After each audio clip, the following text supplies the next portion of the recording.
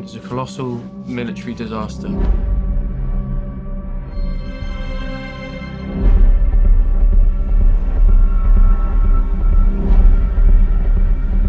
We shall go on to the end. We shall never surrender.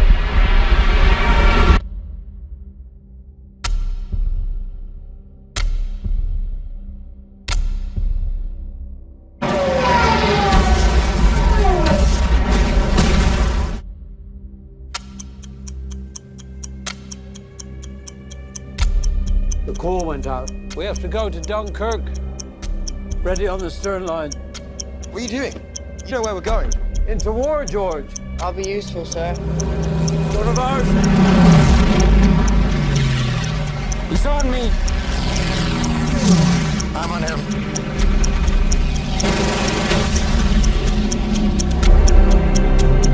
The ship's about to leave. Down you go.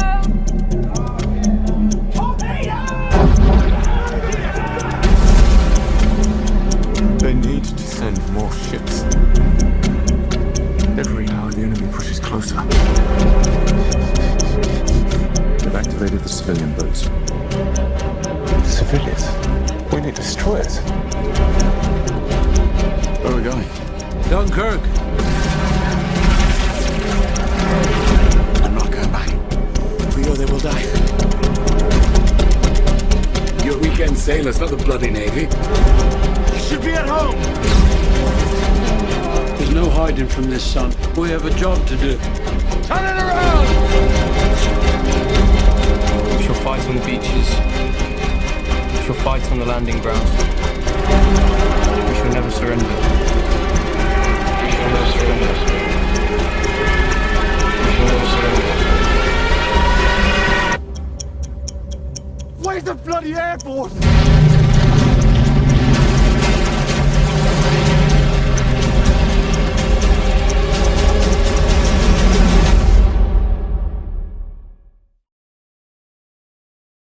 Hi, we're here at the round table and we're here to talk about Dunkirk. Nailed it. The traditional thing in Hollywood movies is to cast 28, 29-year-olds, 30-year-olds and pretend they're younger. We wanted to cast people of the right age. We wanted kids who would experience these events the way people would have at the time. And it was very important to us to find interesting, fresh faces to do that. I think it was important to shoot on location, to give the film a perspective and to give us a perspective. I wasn't on the beach with the boys, but that must have been amazing. I was coming out onto the beach and there was like 1,300 extras, all dressed in battle gear. There was Spitfires flying overhead, destroyers in the background. The beach was set dressed, sandbags and trucks and everything, and there was explosions going off in the sand.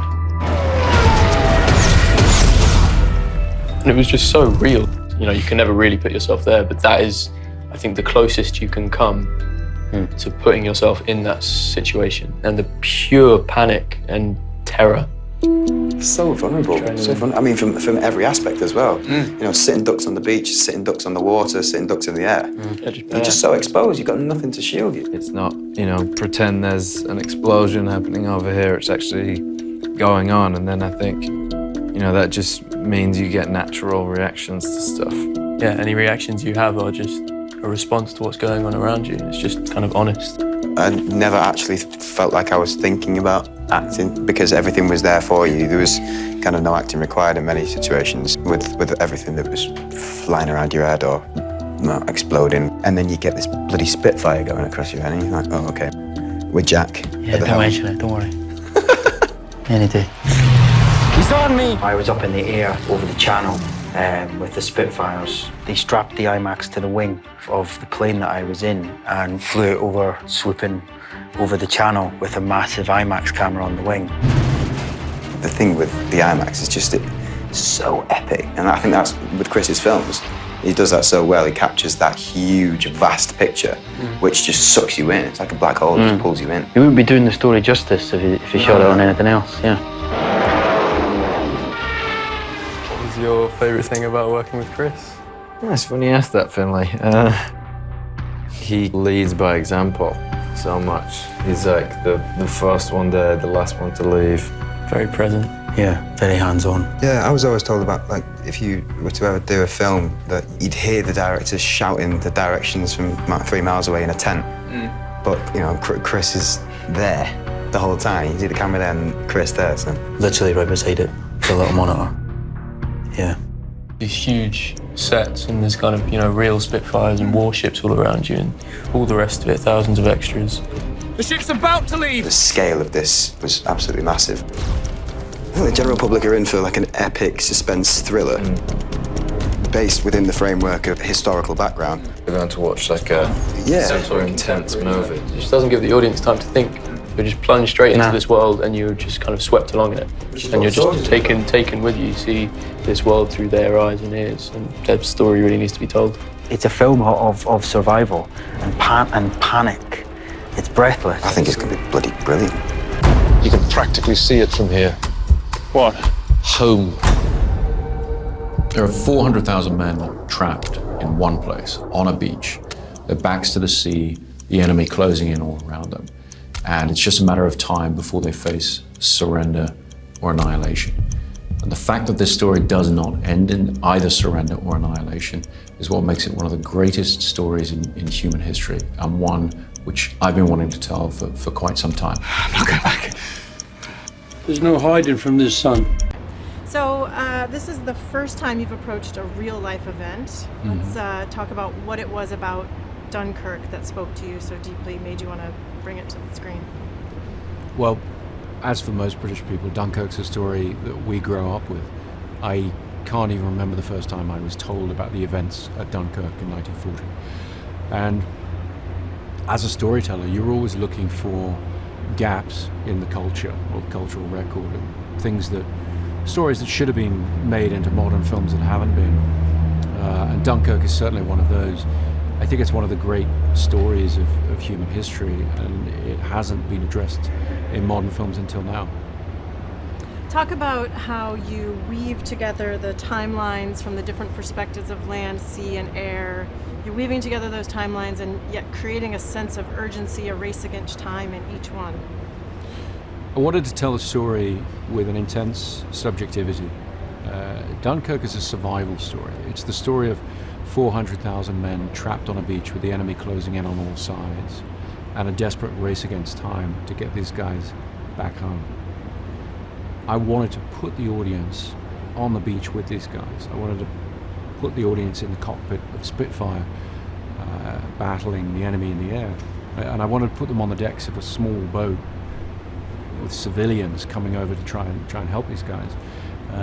And so to do that, decided to tell the story intensely subjectively, but from 3 different points of view, so that over the course of the film, as these stories sort of braid together, you get a more coherent picture of the larger events of Dunkirk. And what it was like to be there. You've been vocal to that end about using real effects as opposed to CGI. Talk a little bit about that on Dunkirk and how that will affect the viewers. Well, what we try to do is do as much in camera as possible, do as much for real as we can.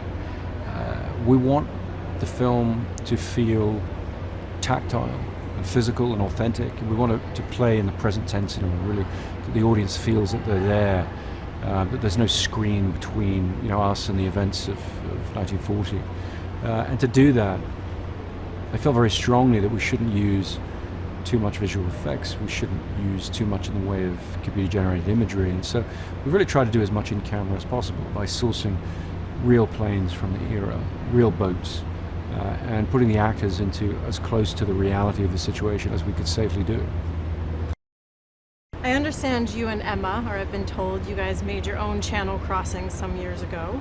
Can you tell me a little bit about that and the impact it had on you? Well, I made the crossing with Emma and a friend of ours who owned a small boat. We made the crossing to Dunkirk at about the same time of year that the evacuation had taken place. And it was far more difficult than any of us expected. The channel really did not cooperate. The seas were very rough. It took a very long time. It took, 19 hours to get over there. And so the arduous nature of that and the difficulty of that and the fear of that And that's without people dropping bombs on us. That's without there being a war zone at the end of that journey. That experience really cemented for me an admiration for the people who took part in the real evacuation. That's very much a driving force of why I decided I wanted to make this film. It's amazing.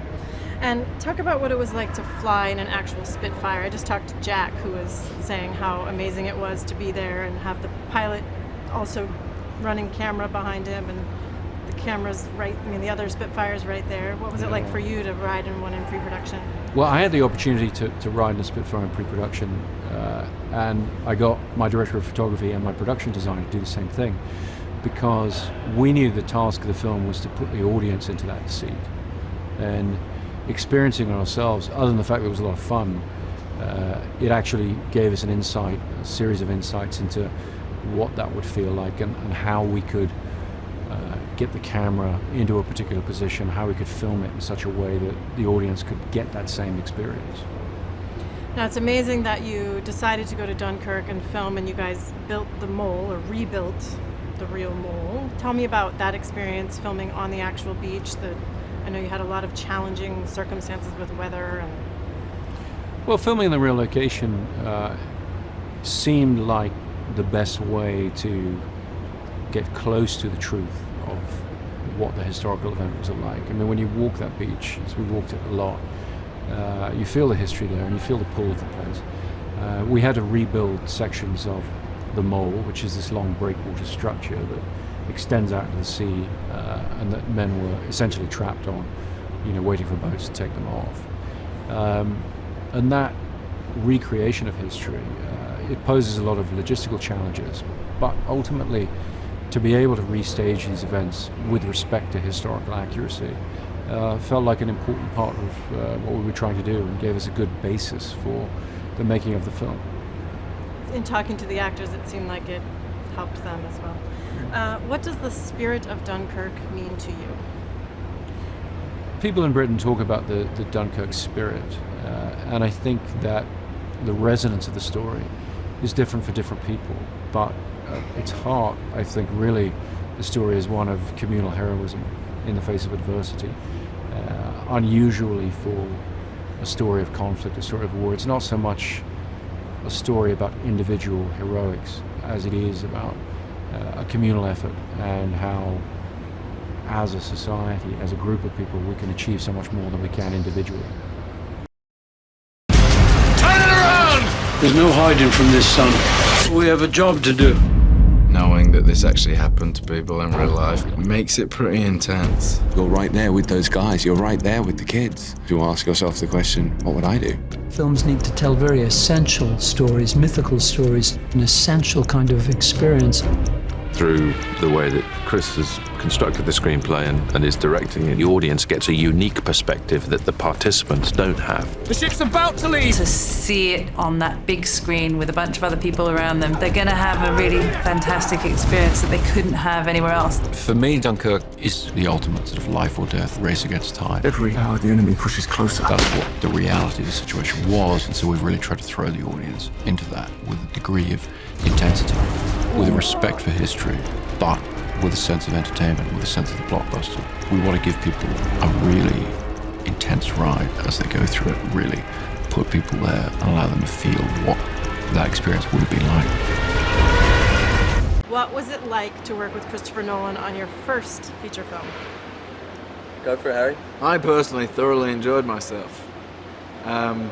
He's amazing. I've always been a massive fan of Chris's movies, and I think just getting to watch him work was felt like a big part of the whole experience. It was very surreal getting to watch him work every day, and it felt pretty amazing to be involved in the project, really, with him going.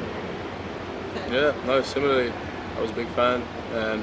He's obviously got an amazing mind and is a genius. I think enough people will tell you that. But what I really liked is how he is on set. It means that he creates a very kind of close, kind of intimate vibe, even though you're surrounded by these huge scale sets and massive warships and Spitfires overhead. He's very present all the time, very hands-on.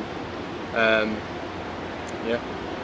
Tell me a little bit about the characters that you play and how they meet and sort of team up from them. So I play Alex, who's just a young British soldier, and he's nice. I think when he meets Finn and Aneurin's characters, he's kind of he feels like he's a little more experienced than them. He's a little kind of more edgy, but at the same time, he's obviously just as scared of dying as everyone else is. I think he starts out by kind of trying to help them a little bit, and then, he's, will kind of do anything to survive. So he's a little, maybe a little tougher in terms of what he thinks being at war is supposed to be.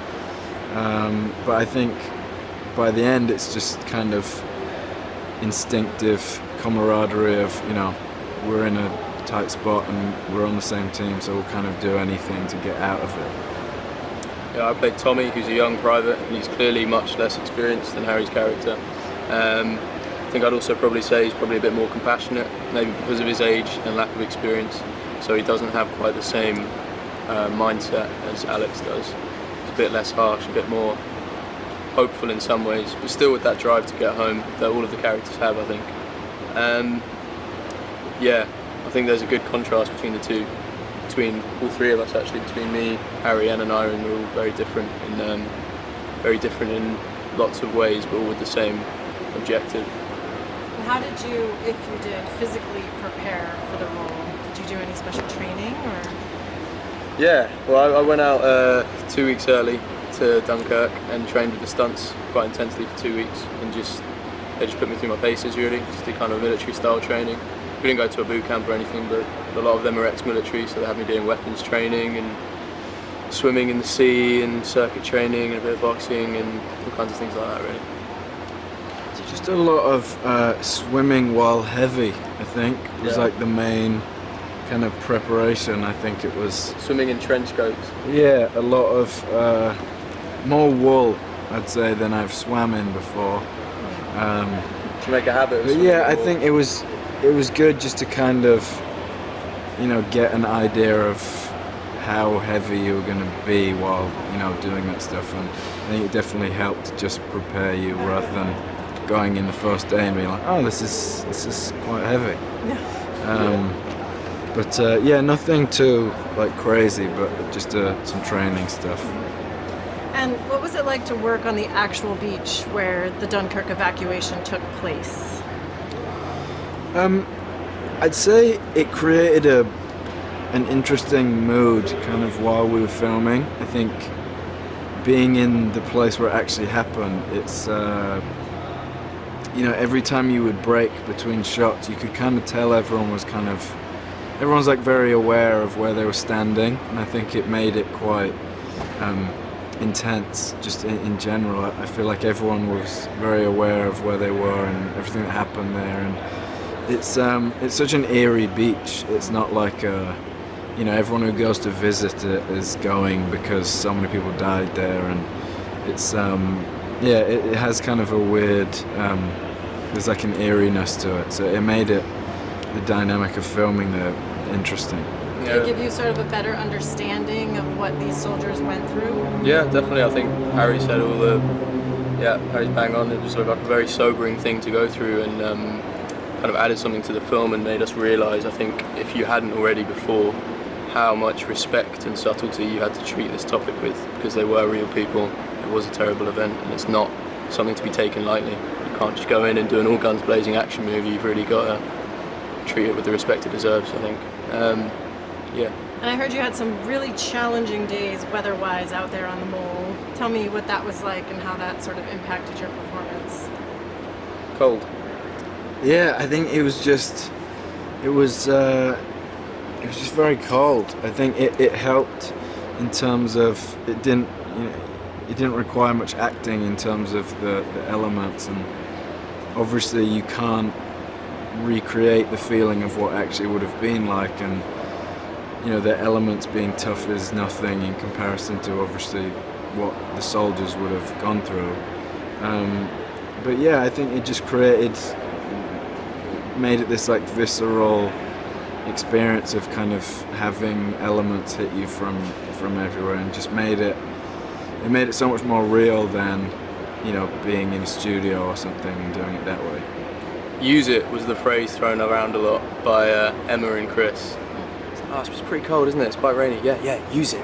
Yeah, and I wouldn't have had it any other way. I think if it had been done any other way, if we'd been sitting in warm tents and going out to do one shot, it wouldn't have looked as good. I wouldn't have felt as proud of it. I think no problem with working hard and being cold and wet for something like this. It's a very important thing to be talked about. Had you known about the miracle of Dunkirk before this movie? Or? Yeah, I think you touch on it at school, but it's not. I think it was so early on and obviously not considered a victory. So I don't think people teach it as much as you would expect. And I think there was something that's so great about the movie, is that it's such a massive piece of history and an important part of the war. And I think it's such an important part that isn't told that often. And I think it's a really good look into, a piece of history that's often looked over.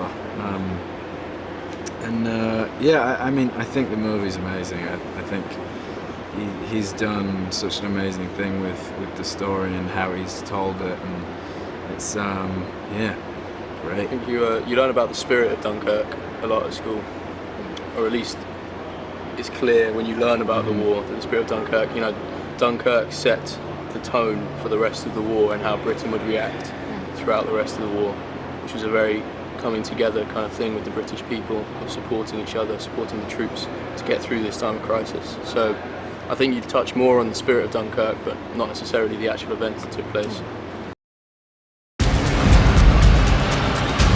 This is it. From a production point of view, it's exhilarating because you're standing there and you're looking at the thing unfold in front of you. It becomes absolutely part of how your character develops when you're actually in the environment and it's happening to you. It's very helpful to have a real Spitfire or two and a Messerschmitt and a couple of other things fly low over your boat. One of ours! And the force of that engine. It was just insane to watch these Spitfires feet above your head. When do you ever get to do that as a human being?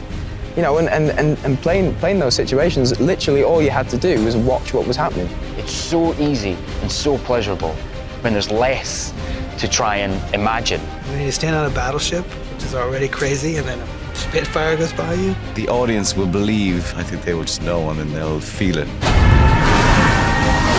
That's the reality that we want to give the audience so that they can feel that they're there. So let's just start by having each of you tell me a little bit about your character that you play. Okay, I'm George, and I play a young lad just from the town, the coast, who doesn't realise what's happening and is just basically going for the adventure, and he has a realisation as he heads towards it. And I play Mr. Dawson, who has a boat in a little town called Weymouth on the south coast of England. And like a lot of the men, when the call comes that they need boats to go across and bring men back from the beach, I go across with my son, and at the last moment my son's friend jumps on the boat as well, and we head off into the unknown. Great. I play Collins, who's an RAF pilot, and obviously involved in trying to keep as many people on the beach safe. Great. What was it like working with Christopher Nolan on this film? Yeah, Chris is, I've repeated this loads of times, but he's a master. He's a genius at what he does, and he's very he can just. I know a lot of directors, but they don't try to say a lot, but he can basically sum up what he wants in a few words, Yeah, you can see the whole thing at once. I think for his films, because they jump about all over the place. He has to try and see the whole thing at once, and how every little bit fits in. He can do that very well.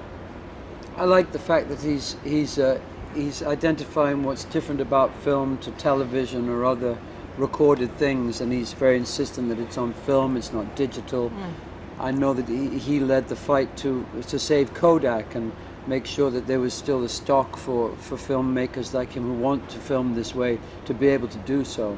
And I think film is a different thing than television. Television's amazing now, the long character stuff that it can do, but I think filming on film, and in this case in that big, wide, thick negative, it was remarkable to see that his care for that old-fashioned way. Yeah, he certainly is detailed. Yeah. Mark and Barry, you guys spend a lot of time on the Moonstone. Yeah. What were the challenges of filming on the water, being in the water all the time? Not being allowed to jump in and have a swim. Yeah. On a hot day. Oh, it was so hot. Like, yeah. Wasn't it? And I swear there were Dutch mermaids swimming around in the water and stuff. Yeah. It's a very. One challenge was it's not a big boat. It was a contained space, and we were out there from early in the morning till the evening with lunch on deck, which was pleasant. But it got quite hot, and it was not just us two. It was a lot of naval experts, diving experts, and the sound recorder, and so we were all hunkered down in the cabin for hours. So it was quite. And I was familiar with every single space on the boat. Yeah. You know, like you try to find a new little space to hang out in. And there was one little funny toilet at the front, wasn't there? Yeah. That's great. And Jack, you play a Spitfire pilot. So did you get to take flight for your role, and what was that like? If so. Yeah, I really did. It was a couple of days that we just went up again and again with, I think it was 3 genuine Spitfires flying along next to us, and the pilot behind me, who was not only piloting the plane, but he was pressing the record on the camera, rolling the camera. He's the cameraman. He's probably shouldn't say that, but he was directing at one point as well. It was great. He was a very talented man, that guy. And we went up and down. You know, and it's amazing, just like the boats, it's actually amazing how long it took you to get to a certain spot. Like, you know, they're fast, those things, but I mean, when they get up to a certain height, it takes them quite a long time to actually get somewhere. So, it was fun. How near are the other planes? Are they quite near to you? Like, ridiculously close. Like a matter of feet. Really? It's And amazing. They turn at the same time, isn't it? You can see in each other's eyes. It's amazing. Really? It's amazing. Was it a little scary the first time? No, because I never get scared when you're with people that do that for a living. If someone tells me they've been doing it since they were that height, I never get scared. I always think, well, they know what they're doing. Yeah. And it was the same when we were splashing about in the water, you know. Some of the guys, like stunt guys, are like ex-special forces, and you think, well, if something goes wrong, I'm all right. Had you all known about the miracle of Dunkirk before this film? No. No. So tell me about learning about it and then, coming to understand it and appreciate what happened there. Yeah, the biggest, one of the biggest things was the museum in Dunkirk, I had, all the badges that were left there, and the guns, the helmets. You seen letters, you seen parts of the planes, and to, just see them and then hear that in Dunkirk there's still probably active mines that you had to check, were they on the bed, and that's when it became really serious to me, because I'd no clue about this, it wasn't something I remember doing in school, and so yeah. And Mark? I knew about it, but I didn't know the detail, and I called up the Imperial War Museum in London, and they had recordings of a lot of the people who had gone on the boats. They'd taken the care to go and interview them when they were older men, and there were these lovely 45-minute interviews with people talking about their memories of coming straight from being a bank clerk down to the Thames and then being taken somewhere else, and not really knowing what they were in for at all on these boats.